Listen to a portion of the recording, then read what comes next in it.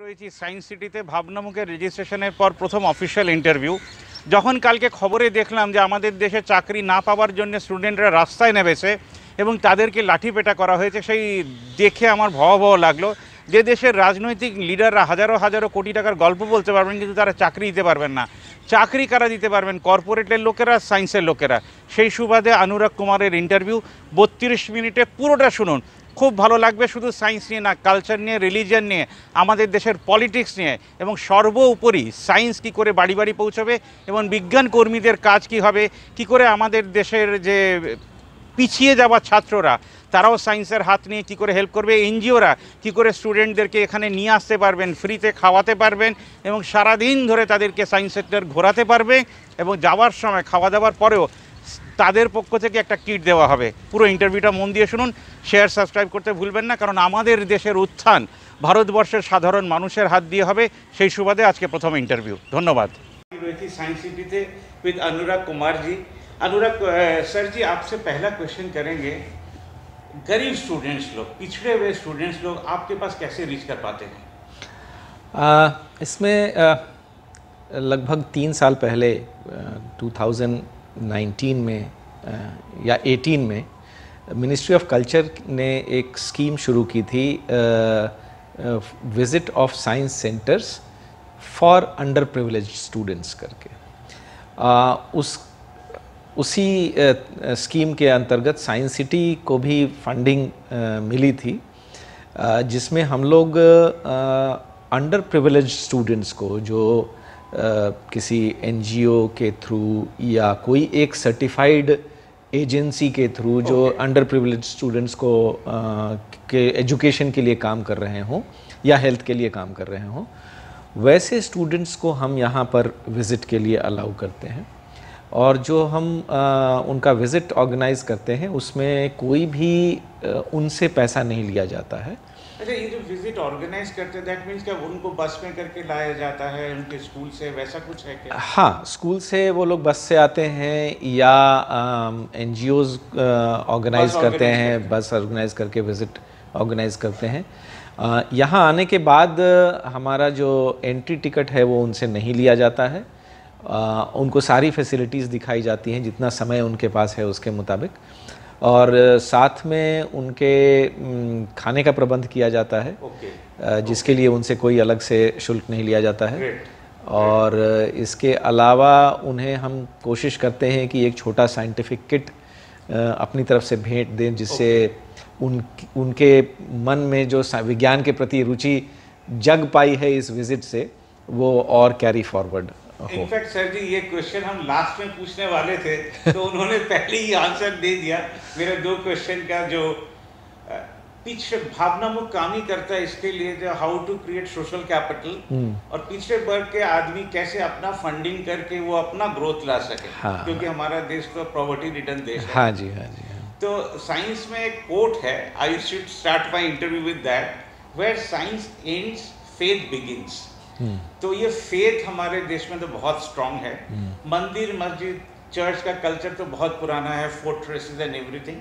Science centres का वैसा impact हमारे माने क्या बोलते हैं ध्यान में भी नहीं है, हमारे कल्चर में भी वैसा नहीं है। तो you started your journey 1 July 1997 here no, in this council I joined on 1st April 1991. Okay. Here the science city was inaugurated on 1st July 1997. Yes, you're true. इसका impact आप कैसा देख रहे हैं on the students of Bengal or of India? क्योंकि बाहर से भी तो स्टूडेंट आते होंगे इधर देखने के लिए। हाँ, साइंस सिटी के बारे में यदि पूछा जाए तो साइंस सिटी का इम्पैक्ट बंगाल में तो काफ़ी अच्छा है। अच्छा, रीज़न मैं ये बता रहा हूँ कि साइंस सिटी में जब से इसकी शुरुआत हुई है, लगभग हर साल हमारे यहाँ 15 लाख विज़िटर्स आते हैं साल में। और न सिर्फ यही कि 15 लाख विज़िटर हमारे यहाँ आ रहे हैं, उनसे जो आमदनी हमको हो रही है, उस आमदनी से हम अपना पूरा खर्च मैनेज कर पा रहे हैं। और ये एक अनोखा एग्जाम्पल है न सिर्फ इंडिया में बल्कि पूरे वर्ल्ड में, क्योंकि साइंस सेंटर्स जनरली एक वेलफेयर ऑर्गेनाइजेशन के रूप में देखा जाता है और प्रॉफिट मेकिंग ऑर्गेनाइजेशन के रूप में नहीं देखा जाता है। हम भी सोशल वेलफेयर कर रहे हैं, लेकिन प्रॉफिट नहीं बनाकर जितना इनकम हो रहा है उसमें हम मैनेज करने के लिए प्रयास कर रहे हैं। और 25 years is more than enough, जो आपका प्रयास सफल है। जी हाँ, जी हाँ। और कोई साइंस सेंटर या साइंस सिटी ये चीज़ नहीं कर पाया है। तो उस हिसाब से देखा जाए तो साइंस सिटी कोलकाता का जहाँ तक प्रश्न है, काफ़ी सारे पैमाने पे उसको कहा जा सकता है कि उसका काफ़ी अच्छा इम्पैक्ट है सोसाइटी में। अब एक चीज़ जो इंडिया में बहुत रेलिवेंट है, साइंस शायद रिलेटेड नहीं है डायरेक्टली या तो इनडायरेक्टली है भी, employment is one of the biggest problem of India. और साइंस छोड़कर एम्प्लॉयमेंट भी नहीं होगा। या आप मोबाइल ही बोलिए, ऑनलाइन बोलिए, कुछ भी बोलिए। आज आदमी स्विगी का भी यूज़ करता है तो वो मोबाइल ही यूज़ करता है, साइंस ही यूज़ करता है। तो जैसे स्टूडेंट्स लोग आ रहे हैं, फ्री इधर यूज़ कर रहे हैं, can students be involve in a process that they can generate employment through science? इसमें दो बातें हैं। पहली बात ये है कि हम काफ़ी सारे प्रोग्राम्स ऐसे ऑर्गेनाइज करते हैं स्टूडेंट्स के लिए जिसमें उन्हें अपना साइंटिफिक एंड टेक्निकल स्किल्स को इम्प्रूव करने का मौका मिले। अच्छा। जैसे हम वेकेशन कैंप्स ऑर्गेनाइज करते हैं जिसमें physics, chemistry, biology, experiment based, innovation based programmes organise करते हैं, जिसके थ्रू हम उनके साइंटिफिक और टेक्निकल स्किल्स को इम्प्रूव करने की कोशिश करते हैं। ये वैकेशन में क्या बाहर ले जाते हैं कहीं? नहीं, यहीं हमारे यहाँ पे लैब्स बने हुए हैं, उसमें हम ये काम करते हैं। उसके अलावा साइंस डिमॉन्स्ट्रेशन लेक्चर्स हमारे होते हैं जिसमें हम एक्सपेरिमेंट बेस्ड साइंस टीचिंग लोगों को करवाते हैं, जो अमूमन स्कूल में नहीं होता है। तो ये दो चीज़ें हैं जिससे हम उनके टेक्निकल स्किल्स, साइंटिफिक स्किल्स को बढ़ाने की कोशिश करते हैं। उसके अलावा जो सबसे महत्वपूर्ण बात यह है कि न सिर्फ स्टूडेंट्स बल्कि आम जनता में साइंस सेंटर का उद्देश्य डायरेक्ट एम्प्लॉयमेंट जनरेट करना नहीं कह सकते हैं, लेकिन साइंस सेंटर का उद्देश्य है लोगों में साइंटिफिक टेम्पर यानी वैज्ञानिक जागरूकता डेवलप करना। और साइंटिफिक टेम्पर जो है वो न सिर्फ एम्प्लॉयमेंट तक सीमित है बल्कि उससे कहीं आगे है। आप कई बार लोगों को लगता है कि मैं तो साइंस पढ़ा नहीं हूँ, मैं क्यों साइंस सेंटर जाऊँ। साइंस सेंटर का उद्देश्य आपको साइंस सिखाना नहीं है। साइंस सेंटर का उद्देश्य आपको साइंटिफिक टेम्पर डेवलप करना है, यानी कि आप अपनी ज़िंदगी में जो भी काम करें वो एक वैज्ञानिक सोच के साथ करें। यदि आप घर में दूध उबाल रहे हैं तो भी आप वैज्ञानिक सोच के साथ करें। यदि आप सड़क पर चल रहे हैं, यदि आपको पेड़ की देखभाल करनी है, कोई भी रोज़मर्रा की ज़िंदगी में आप काम कर रहे हैं, तो आपको एक वैज्ञानिक सोच की ज़रूरत होती है। और विज्ञान केंद्र या साइंस सिटी का प्रमुख उद्देश्य यही है कि आपके अंदर साइंटिफिक टेम्पर हम पैदा करें, एक लैटरल थिंकिंग जिसको बोलते हैं, अलग ढंग से सोचने की क्षमता, वो हम डेवलप कर सकें। तो जब आप अब एकदम डायरेक्ट एक पॉलिटिकल क्वेश्चन करते हैं, इच्छा करके ही सबके लिए, आप लोगों के लिए, क्योंकि आप लोग बोलेंगे जो हम पॉलिटिकल क्वेश्चन नहीं करते हैं, ये जो स्टूडेंट्स मूवमेंट होता है, तोड़ फोड़ होता है, सोचिए 3 लाख वैकेंसी हुआ, करीबन 3 करोड़ स्टूडेंट का चिट्ठी आ गया, दे डिपॉजिट 500 रुपीज़, तो ऐसे कलेक्शन भी बहुत हो जाते हैं। तो स्टूडेंट्स लोग scientifically can't they think of A solar movement, जो हम खुद को नौकरी दें, कोई टाई अप करें साइंस सेंटर के साथ, या तो आपके साथ आपका गाइडेंस लें, जैसे आप लोग एनजीओ को ऑलरेडी फंडिंग कर रहे हैं, ऐसा कोई साइंटिफिक एम्प्लॉयमेंट समथिंग जो जादवपुर से भी स्टूडेंट लेगा, दिल्ली से भी लेगा, बिहार से भी लेगा, एक student think tank which will generate employment. हम सोलर के लिए बोल रहे हैं, आप और भी कुछ बोल सकते हैं। हाँ, इनफैक्ट देखिए, हमारे यहाँ जो हमारी सोसाइटी है, वो मुख्यतः आज के डेट में लोअर मिडिल क्लास, कुछ हद तक अपर मिडिल क्लास, ये बहुत बड़ा एक सोसाइटी है। और इस सोसाइटी की आप महत्वाकांक्षा यदि पूछें तो वो क्या है? वो किसी तरह से मुझको नौकरी करनी है। राइट। जब तक इस मानसिकता को हम नहीं बदलेंगे, आप जो चीज़ चाह रहे हैं वो चीज़ लाना थोड़ा मुश्किल है। इसलिए हमारा प्रयास इस मानसिकता को बदलना चाहिए कि हम नौकरी करने वाले नहीं, हम नौकरी देने वाले। राइट। जिस दिन हम इस मानसिकता से काम करना शुरू करेंगे, अपनी शिक्षा ग्रहण करना शुरू करेंगे, अपनी सोच उस तरह से हम रखना शुरू करेंगे कि मैं पढ़ाई लिखाई करने के बाद 5 और लोगों को एम्प्लॉयमेंट दूंगा। राइट। यदि मैं इस सोच के साथ पढ़ाई करूंगा तो जो आप कह रहे हैं वो बहुत अच्छी तरह से मुमकिन है। सर जी थोड़ा एलैबोरेट करते हैं। हम लोग मंदिर देखते हैं, हर पाड़ा में मिल जाता है या थोड़ा दूर जाके मिल जाता है, मस्जिद मिल जाता है, चर्चेज भी मिल जाते हैं। साइंस का रिप्रेजेंटेशन नहीं मिलता है, या तो स्कूल कॉलेज में मिल जाएगा किसी क्लास में, बट जब हम लोग झगड़ा करते हैं वो उसने ये नहीं किया, उसने वो नहीं किया। Can science be brought into homes, like वो घर के सामने लिखे? आपने मेरे दिल की बात कह दी। अच्छा। इनफैक्ट मैं कई बार सोचता हूँ कि रिटायरमेंट के बाद मैं क्या करूँगा। यस। तो मेरे दिमाग में यही ख्याल आता है कि बहुत सारे मैं जिस सोसाइटी में रहता हूँ या मेरे जैसे बहुत सारे लोग हैं जो रिटायर कर रहे हैं, उनके पास फिर भी क्षमता है, या बहुत सारे पढ़ी लिखी महिलाएं हैं जो कि किसी कारणवश काम नहीं कर रही हैं, राइट। बहुत सारे बुजुर्ग हैं जो इंटेलिजेंट हैं, जो इतना एक्सपीरियंस गेन चुके हैं, ऐसी सोसाइटीज़ में रहते हैं। क्यों नहीं हम जब सोसाइटी में एक टेबल टेनिस क्लब बनाते हैं, हम एक स्विमिंग क्लब बनाते हैं और एक हम स्क्वैश क्लब बनाते हैं, एक छोटा कमरा यदि हम साइंस हॉबी क्लब के लिए बना दें। और सर जी जो बोल रहे हैं उसके साथ हम और एक चीज जोड़ देते हैं, उन्हीं के टेबल से लेकर कहीं दूर जाके नहीं। जो आप इस सेक्शन में महीने में एक दिन अपना घर का पुराना न्यूज़पेपर, खाता, बुक्स और जो भी वेस्ट है उसको जमा कर दीजिए। इसको बेचकर जो फंडिंग हो रहा है उसको अगर हम लोग सोशल कैपिटल बोले तो वो फंडिंग से वो क्लब चल सकता है, सोलर कर सकते हैं, क्लब चल सकता है, किसी को इमरजेंसी क्या बोलता है ना वो मेडिसिन खरीद के दे सकते हैं। So we can club instead of arguing about politics, जो वो ये नहीं कर सक रहे, हम लोग ये आर्गुमेंट शुरू कर सकते हैं, we can do this. Yes.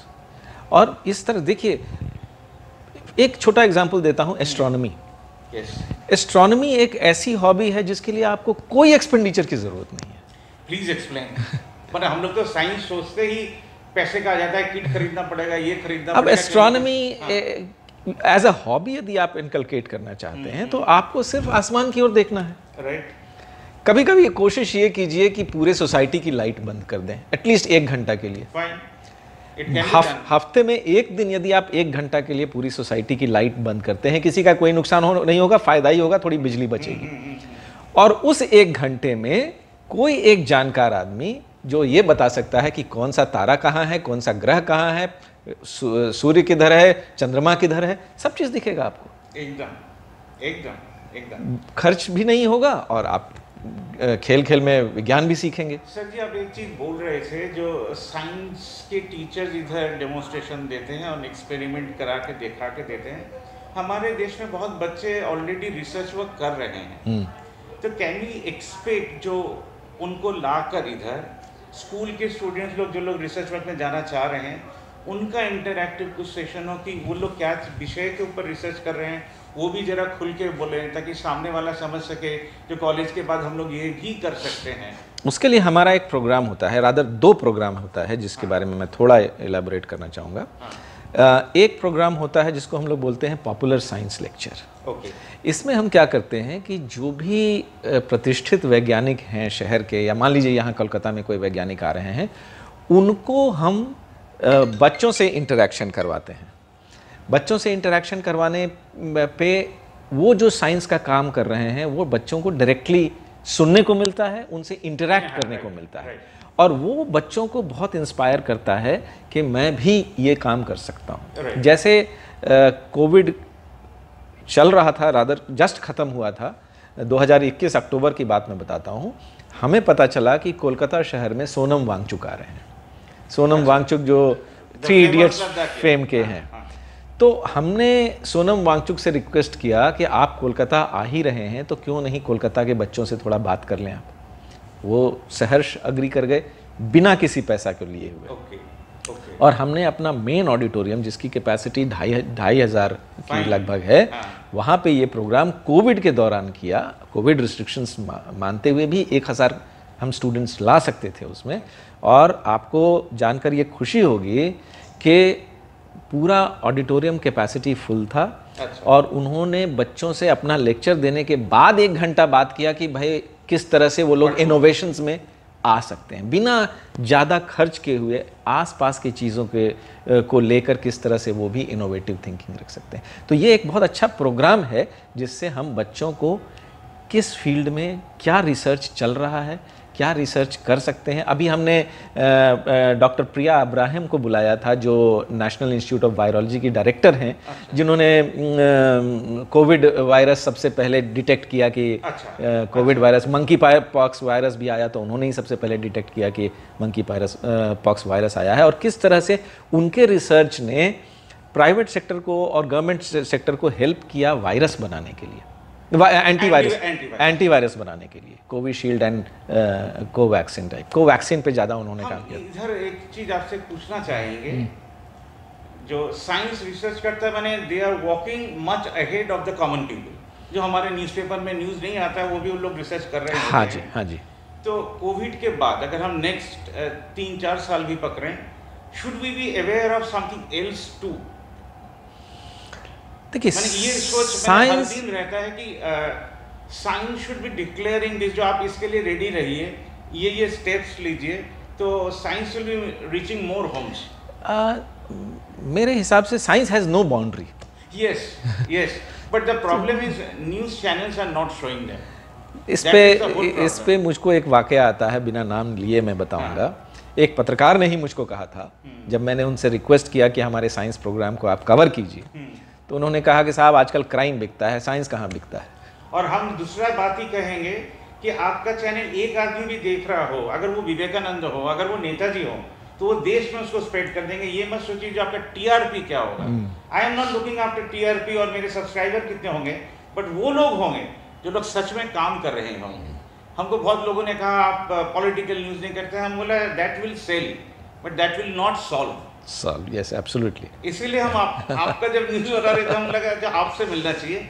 Sir जी, एक चीज़ बोलिए, स्टूडेंट्स लोग बाहर जाते हैं पढ़ने के लिए, हमारे देश में सीट्स कम है इसके कारण, and they need funding in a very big way, they are paying 12% interest. So do you think newspaper bank जो हमारा कॉन्सेप्ट है, जो हमने लिखा भी था आपको, जो महीने में एक दिन स्कूल में बच्चे लोग पुराना न्यूज़पेपर, खाता बुक जमा करेंगे, उसको सेल कर देंगे, तो एक फंडिंग हो जा रहा है। ये फंडिंग को सेंट्रलाइज कई जगह लाकर, रेड क्रॉस है, लायंस है, रोटरी है, काफ़ी सारे संस्था हैं, आपके साथ भी काफ़ी जुड़े होंगे, अगर इसको एक सेंट्रलाइज्ड सिस्टम किया जाए banking, those who will help the student, they will not take any interest. आज 2 लाख दे रहे हैं तो वो बंदा जिंदगी भर 2 लाख ही वापस करेगा। तो can students be brought into this kind of movement to solve their problem and generate employment too in future?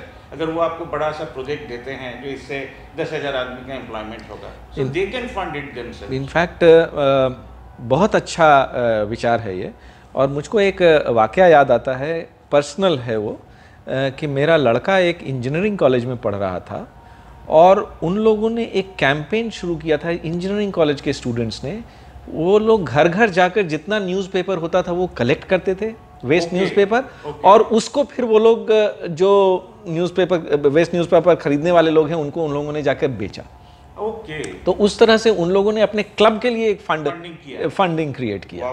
तो जब ये एक कॉलेज कर सकता है, तो हर कॉलेज, हर स्कूल कर सकता है। राइट। और न सिर्फ न्यूज़पेपर के दायरे में, हाँ, मैं तो उससे आगे की बात कहूँगा कि क्यों नहीं आप वेस्ट को ही पूरा बेचते हैं। राइट। आप यदि घर में ड्राई वेस्ट, वेट वेस्ट को सेग्रीगेट करके रख लेते हैं, तो वो वेस्ट आपको उसी तरह पैसा दे सकता है जैसे आपको न्यूज़पेपर वेस्ट देता है। ट्रू। हमको वेस्ट से पैसा इसलिए नहीं मिलता है क्योंकि हम उसको सेग्रीगेट नहीं करते और साइंटिफिकली यूज भी नहीं करते हैं। चूंकि हम सेग्रीगेट नहीं करते हैं, इसलिए उसका साइंटिफिक यूज नहीं हो सकता। यदि आप खाने के वेस्ट को एक साथ रखें तो उसको कंपोस्टिंग की जा सकती है। राइट। और उसका कंपोस्ट हम बेच सकते हैं जिसकी कीमत है। यदि आप बिल्डिंग वेस्ट को अलग रखते हैं तो बिल्डिंग वेस्ट को यूज़ किया जा सकता है। बहुत सारे लैंडफिल्स होते हैं, बहुत सारे कंस्ट्रक्शन एक्टिविटी, रिसाइकलिंग हो सकती है उसकी। तो बिल्डिंग वेस्ट को का भी वैल्यू है। आप चाहे ग्लास हो या प्लास्टिक हो या कोई भी वेस्ट आप लीजिए, इसकी उसी तरह से कीमत है जिस तरह से एक न्यूज़पेपर की कीमत है। और हर उस तरह के वेस्ट को रिसाइकिल करके सेल करने के लिए स्टूडेंट मूवमेंट को सबसे अच्छे तरह से यूज़ किया जा सकता है। स्टूडेंट्स यूनियन, अब हम थोड़ा सा बेसिक्स में ही आए क्योंकि आपका इतना बड़ा एक्सपीरियंस है, इतना एक्सपीरियंस तो मेरा भी नहीं है। यूनियंस जो है, एसएफआई है, छात्र परिषद है, एड्सो है, कल भी बिहार में कहीं लाठी चला है, तो हर ये जो यूनियन ऑफिसेज हैं, यहाँ पर भी तो मैंने साइंस सिटी का एक बैनर लग ही सकता है। अवेयरनेस कैसे करेंगे? We must give them posters, इनका इंटरैक्टिव सेशन, इनको बुलाना, माने this is just the beginning, first interview to a beginning, I would से।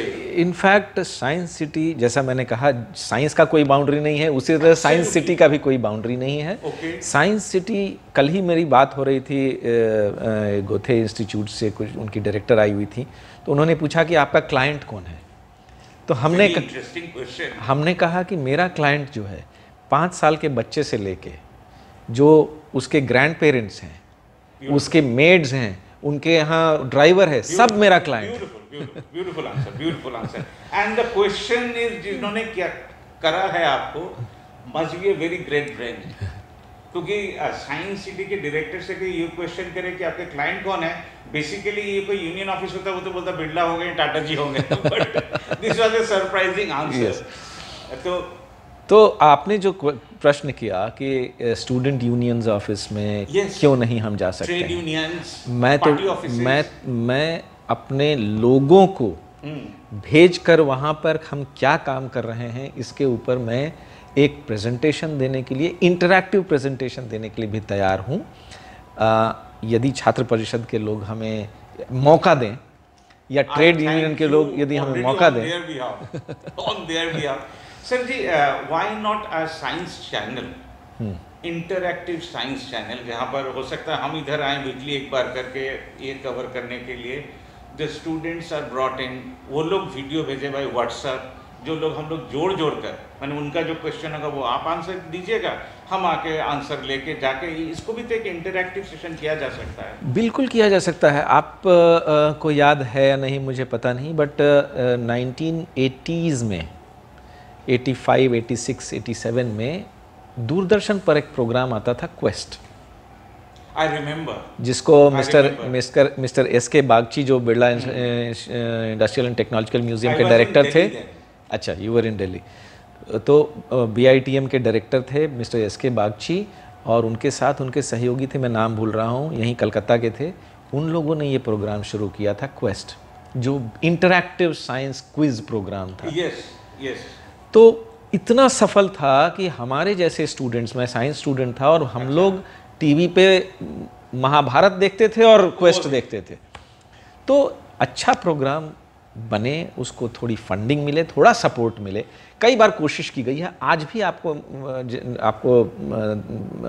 पता नहीं, मालूम है या नहीं, विज्ञान प्रसार करके एक संस्था है जो इस तरह का प्रोग्राम्स बनाती है। अच्छा। लेकिन दुर्भाग्यवश वही क्राइम बिक रहा है। ये लास्ट क्वेश्चन था मेरे क्वेश्चन, हमको वो पेपर नहीं निकालना पड़ा क्योंकि he was so easy to speak to, मैंने लगा था जो शायद ये मुश्किल इंटरव्यू होगा, but it was so nice talking to you. Science का व्यवहार अगर देखें, सबसे दुखद व्यवहार है डिस्ट्रक्शन इन ए वॉर, और हमको घर में बैठ के हरदम लगता है जो पीस को स्प्रेड करने के लिए भी शायद साइंस ही काम आएगा। What is your thought on that?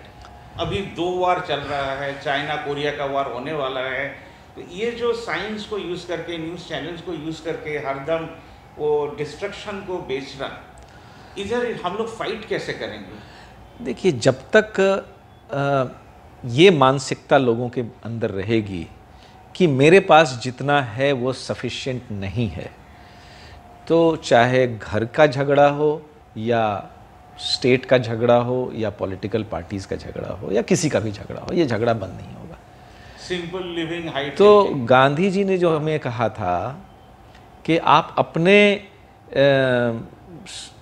अपनी इच्छाओं को सीमित करें, यदि हम उस पर काम कर लेंगे तो साइंस कभी डिस्ट्रक्शन नहीं चाहता है।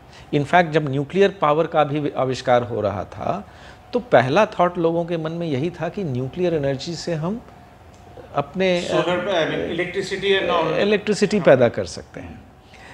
तो साइंस हमेशा पॉजिटिव सोचता है, टेक्नोलॉजी थोड़ा उसको नेगेटिव दिशा देने की कोशिश करता है, और हमारी मानसिकता उसको पूरा तरह से डिस्ट्रक्टिव बना देती है। बट अभी अगर हम इंडिया का लास्ट क्वेश्चन ही रख रहे हैं सभी के लिए, क्योंकि उनके साथ हम बार बार आके इंटरव्यू करेंगे, अगर वो बुलाए आएंगे या हम खुद अपॉइंटमेंट लेंगे। जो अभी जो मानसिकता हमारे देश में है, ये कल्चर बोलिए, रिलीजियस बोलिए, ये तो सर के अंदर घुसा हुआ है। And every solution will be given by political leaders. देखिए, ये लोग क्या आप लोगों की तरफ देखते हैं ऐसे? ये this man can also give us answer, can give us solution. मैं ऐसा नहीं कहूँगा कि कोई नहीं देखता है। अच्छा। बहुत सारे लोग हैं जो देखते हैं। अच्छा। बहुत सारे लोग अपना सॉल्यूशंस खोजते हैं हमारे जैसे लोगों के विचारों से। लेकिन जैसा आपने कहा कि where science stops faith begins. The problem is that let the science stop first. जब साइंस रुके तब फेथ को शुरू होना चाहिए। आप साइंस को रुके बिना यदि फेथ को शुरू कर देंगे तब प्रॉब्लम होती है। अच्छा, एक क्वेश्चन हम करना चाहते हैं आपको विज्ञान कर्मी लोग को लेकर। उनका काम वो ट्री प्लांटेशन और गंगा क्लीनिंग एक्ट तक जाकर ही रुक जाता है। सुपरस्टिशन को लोग गांव में बंद नहीं कर पाते हैं। कोई केस होता है तब उनको बुलाया जाता है, तब वो जाते हैं। How can this be managed actually? विज्ञान कर्मी का एक्चुअल काम क्या होना चाहिए? देखिए, जहाँ तक विलेजेस में सुपरस्टिशन एक बहुत बड़ा मुद्दा है। हाँ। इनफैक्ट दिल्ली में भी आज 11 जन ने सुसाइड किया था। कोई पता नहीं कोई कुछ भी कारण हो, that was also related to religion, superstition. Yes, तो सुपरस्टिशन को ख़त्म करने के लिए साइंस बहुत ज़्यादा योगदान दे सकता है। उसके लिए साइंस के साथ साथ कुछ सोसाइटी को जुड़ना होगा। जैसे फॉर एग्जांपल नुक्कड़ नाटक ओके बहुत पॉपुलर होता है। किसी भी विलेज में आप जाएं, नुक्कड़ नाटक बहुत पॉपुलर होता है। यदि हम नुक्कड़ नाटक के माध्यम से सुपरस्टिशन, एंटी सुपरस्टिशन चीज़ों को दिखा सकें। हम बोलना चाह रहे हैं, आप लोग जो लोग सुन रहे हैं इंटरव्यू, जो लोग नाटक के साथ रिलेटेड हैं, हाँ बिल्कुल, he is saying it directly. अगर आप लोग साइंस को बेस बनाएं और नुक्कड़ नाटक में इसको रिप्रेजेंट, खासकर सुपरस्टिशन को बेस बनाएं, बेस करो एकदम। और आप गाँवों में सुपरस्टिशन पर नुक्कड़ नाटक करें। हम जितना हो सकता है हम अपनी तरफ से ट्रेनिंग देंगे।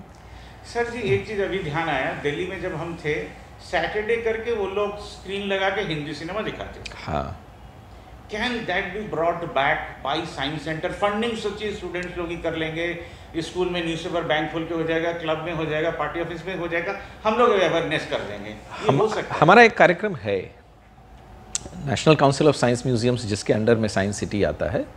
उसकी 50 बसें, अच्छा, जिसके ऊपर मॉडल्स लगे हुए हैं, इंटरैक्टिव मॉडल्स लगे हुए हैं। ओके। वो 50 बसें पूरे देश के कोने कोने में, जहाँ पर साइंस सेंटर नहीं है या जहाँ साइंस सेंटर नहीं जा सकता है, ओके, वहाँ ये बसें जाती हैं। और इन बसों में न सिर्फ वो इंटरैक्टिव मॉडल्स रहते हैं, बल्कि उसके साथ एक पूरा प्रोग्राम जाता है। प्रोग्राम में एस्ट्रोनॉमी अवेयरनेस प्रोग्राम भी होता है, और साइंटिफिक फिल्म जिसकी आप बात कर रहे हैं वो भी हम ले जाते हैं। और वो वहाँ रूरल स्कूल में हम सेटअप बनाकर वहाँ गांव के बच्चों को भी और बड़ों को भी प्रोजेक्टर में बुलाकर बनाकर दिखाते हैं हम लोगों को। तो ये कार्यक्रम है, बट उसको स्केल अप करने की आवश्यकता है। तो बंगाल में ये कितने बसेस होंगे? बंगाल में इसका चार्ज जो है वो BITM के पास है। अच्छा। और BITM की अपनी 2 बसें हैं। उसके अलावा हमारा सेंटर बर्धमान में है, वहाँ की बसें चलती हैं।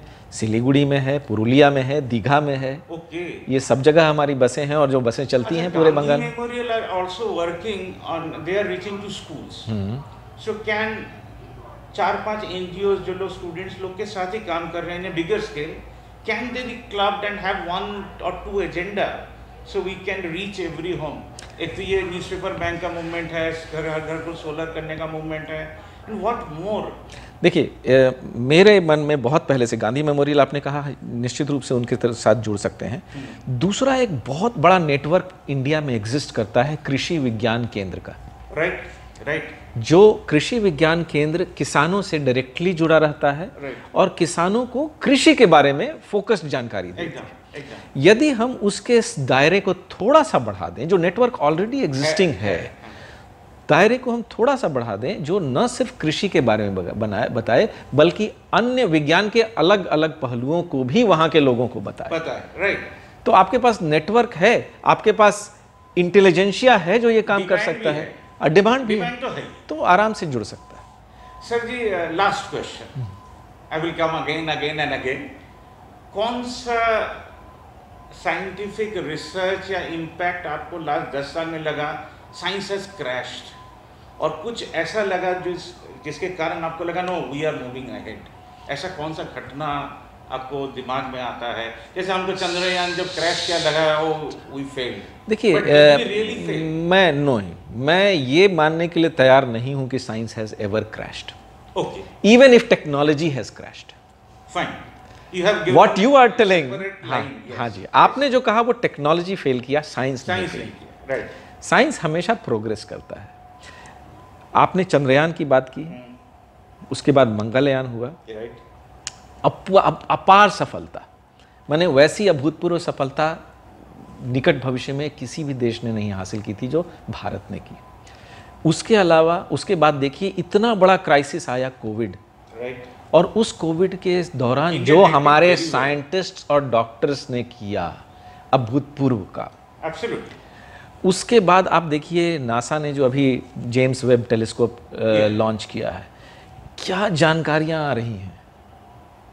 तो विज्ञान तो रुकने का नाम ही नहीं ले रहा है, विज्ञान तो एक के बाद एक सफलता प्राप्त कर रहा है। सर जी, इतना science has reached so far even to black hole, but हमारे जो कल्चर में, हमारे जो पाड़ा में, लोकेलिटी में जो ब्लैक होल्स हैं, डिफरेंस ऑफ ओपिनियन, मार पीट, ये सब जो है, इसको इरेडिकेट करने के लिए हमारे स्टूडेंट लोग जो अभी भी स्कूल शायद नहीं जा पा रहे हैं, इनके लिए आप कुछ कहिएगा? एक शब्द में यदि मैं जवाब देना चाहूं तो वी रिक्वायर पॉलिटिकल विल।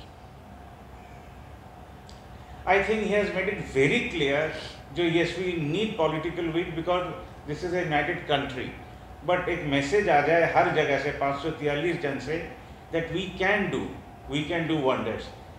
आज के लिए बस इतना ही सर जी, और ये रिक्वेस्ट रहेगा जो और भी इंटरएक्टिव सेशन जो हम लोग शुरू करेंगे, क्योंकि भावनामुख इधर से एंड नहीं होगा एक इंटरव्यू के साथ, because we have newspaper bank, we have students funding, students लोग कैसे नौकरी जनरेट करेंगे, सर जी का हेल्प लेकर हम लोग कितना और आगे बढ़ सकते हैं, क्योंकि वो जो कह रहे हैं वी आर ऑलरेडी कनेक्टेड, बस इसको थोड़ा सा साहित्य चाहिए, स्केल अप चाहिए, थोड़ा सा चाय चाहिए, थोड़ा सा बातचीत चाहिए, तो हम लोग बहुत आगे जा सकते हैं। और हम कोशिश करेंगे जो साइंस सिटी जो है इधर का थोड़ा बहुत शूटिंग करके आप लोगों को प्रेजेंट कर सकें।